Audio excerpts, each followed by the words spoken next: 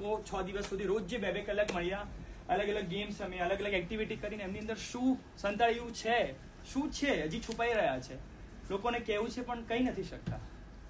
હું ડાયરેક્ટ તમને પૂછું રીમાબેન કે કઈ વસ્તુ તમે બધાને કહેવી, તો તમે નહીં કહો.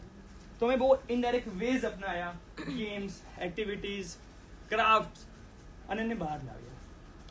અને આવ્યા ત્રીજા દિવસે મારી પાસે ટોપિક્સ આવી ગયા હતા. તમને કદાચ જોઈને લાગશે કે ખરેખરમાં તૃપ્તિ આવી છે, રીમા એકચ્યુઅલી આવું વિચારે છે, મારો દીકરો મારા માટે આટલું સારું વિચારે છે, મારો દીકરો મને આટલી નાની વાત ના કહી શક્યો.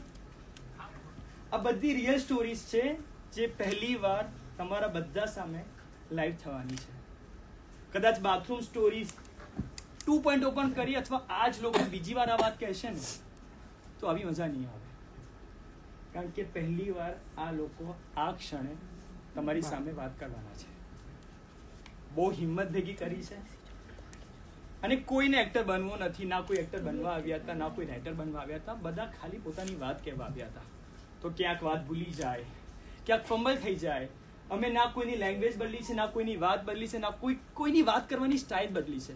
જે માણસ જેવું છે, જેવું વ્યક્તિત્વ છે, ભગવાને જે માણસે જેવું બનાવ્યું છે, અમે એ જ તમારી સામે રજૂ કરવાના છે. પણ અહીંયા માસ્ક નહીં હોય, બસ બાથરૂમની બહારની દિવાલ છે ને એ હવે નહીં હોય. એની જગ્યાએ તમે લોકો છો અને તમારી સામે 10 સેકન્ડમાં લાઈવ થશે બાથરૂમ સ્ટોરીઝ. Thank you.